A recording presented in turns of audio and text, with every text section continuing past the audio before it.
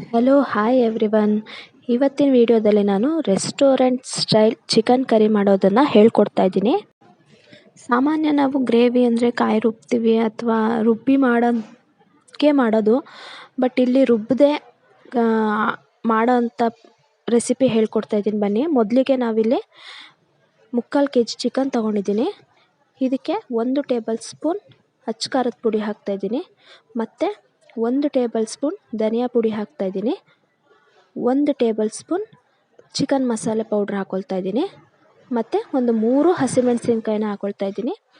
ಮತ್ತು ಸ್ವಲ್ಪ ಪುದೀನ ಹಾಕೋದ್ರಿಂದ ಫ್ಲೇವರ್ ಚೆನ್ನಾಗಿ ಬರುತ್ತೆ. ಮತ್ತು ರುಚಿಗೆ ತಕ್ಕಷ್ಟು ಉಪ್ಪು, ಎಷ್ಟು ಉಪ್ಪು ಬೇಕು ಅಷ್ಟು ಹಾಕ್ಕೊಳ್ತಾ ಇದ್ದೀನಿ. ಮತ್ತು 1 ಕಪ್ಪು ಮೊಸರು ಹಾಕ್ಕೊಳ್ತಾ ಇದ್ದೀನಿ. ಇದನ್ನು ಚೆನ್ನಾಗಿ ಕಲಸಿ ರೆಡಿ ಮಾಡ್ಕೊತಾ ಇದ್ದೀನಿ ನೋಡಿ. ಪ್ರತಿಯೊಂದು ಮಸಾಲೆನೂ ಆ ಚಿಕನ್ ಮೇಲೆ ಹಿಡಿಬೇಕು, ಆ ರೀತಿ ನಾನಿಲ್ಲಿ ಕಲಸಿ ಇಟ್ಕೊತಾ ಇದ್ದೀನಿ. ಇದು ಅರ್ಧ ಗಂಟೆ ನೆನೆ ಹಾಕಬೇಕು. ಇದನ್ನು 1/2 hour ನೆನೆ ಹಾಕಬೇಕು. ನೆಕ್ಸ್ಟು ಸೈಡಲ್ಲಿ ಇಟ್ಬಿಟ್ಟು ನೆಕ್ಸ್ಟು ನಾನು ಒಂದು ಬಾಣಲಿಗೆ ಸ್ವಲ್ಪ ಎಣ್ಣೆ ಹಾಕ್ಕೊಳ್ತಾ ಇದ್ದೀನಿ. ಎಣ್ಣೆ ಕಾದ ಮೇಲೆ ಸ್ವಲ್ಪ ಏಲಕ್ಕಿ, ಮೊರಾಟಿ ಮೊಗ್ಗು, ಪಲಾವ್ ಎಲೆನೂ ಹಾಕೋಬೇಕು. ಬಟ್ ಪಲಾವ್ ಎಲೆ ಇರಲಿಲ್ಲ, ನಾನು ಹಾಕಲಿಲ್ಲ. ಇವಾಗ ಸ್ವಲ್ಪ ಈರುಳ್ಳಿ ಹಾಕ್ಕೊಂಡು ಫ್ರೈ ಮಾಡ್ಕೊತಿದ್ದೀನಿ. ಈರುಳ್ಳಿ ಸ್ವಲ್ಪ ಚೆನ್ನಾಗಿ ಫ್ರೈ ಆಗಬೇಕು. ಇದು ಚೆನ್ನಾಗಿ ಫ್ರೈ ಆದಮೇಲೆ ಇದಕ್ಕೆ ಒಂದು 2 ಟೊಮೊಟೊ, ಮೀಡಿಯಮ್ ಸೈಜ್ದು ಒಂದು 2 ಟೊಮೊಟೊ ಕಟ್ ಮಾಡಿ ಹಾಕ್ತಾಯಿದ್ದೀನಿ. ಇವಾಗ ಟೊಮೊಟೊನೂ ಕೂಡ ಚೆನ್ನಾಗಿ ಬಾಡಿಸ್ಕೋಬೇಕು. ಟೊಮೊಟೊ ಸ್ಮೂತ್ ಆಗಬೇಕು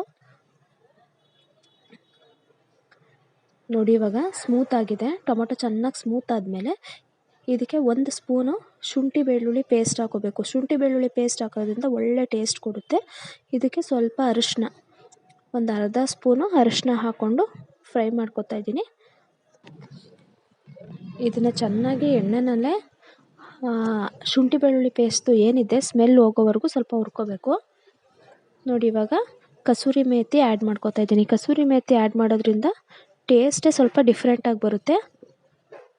ಅದಾದಮೇಲೆ ಈ ಕಲಸಿಟ್ಟಿದ್ದು ಚಿಕನ್ ಏನಿದೆ ಅದನ್ನು ಅದರೊಳಗಡೆ ಆ್ಯಡ್ ಮಾಡಿಕೊಂಡು ಚೆನ್ನಾಗಿ ತಿರುಗಬೇಕು. ಆ ಈರುಳ್ಳಿ ಟೊಮೊಟೊ ಏನಿದೆ ಅದರಲ್ಲೆಲ್ಲ ಫುಲ್ಲು ಮಿಕ್ಸ್ ಆಗೋ ರೀತಿ ನೀಟಾಗಿ ಹಾಕೋಬೇಕು ನಾವು.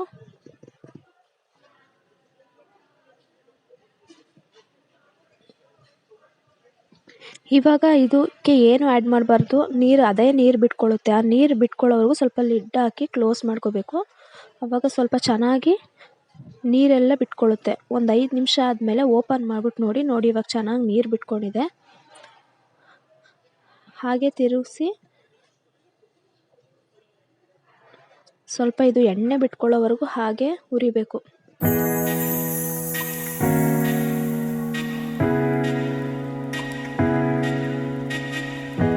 ನೋಡಿ ಇವಾಗ ಸ್ವಲ್ಪ ಚೆನ್ನಾಗಿ ಎಣ್ಣೆ ಬಿಟ್ಕೊಳ್ತಾ ಇದೆ.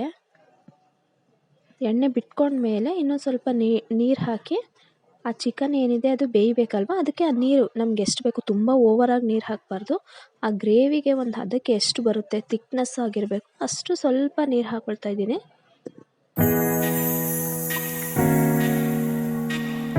ನೀರು ಹಾಕ್ಕೊಂಡು ಸ್ವಲ್ಪ ಅದು ಕುದ್ದ ಮೇಲೆ ಸ್ವಲ್ಪ ರುಚಿಗೆ ನನಗೆ ಸ್ವಲ್ಪ ಉಪ್ಪು ಕಮ್ಮಿ ಇದೆ ಅನ್ನಿಸ್ತು. ಸೊ ಅದಕ್ಕೆ ನಾನು ಉಪ್ಪು ಆ್ಯಡ್ ಮಾಡ್ಕೊತಾ ಇದ್ದೀನಿ ಸ್ವಲ್ಪ.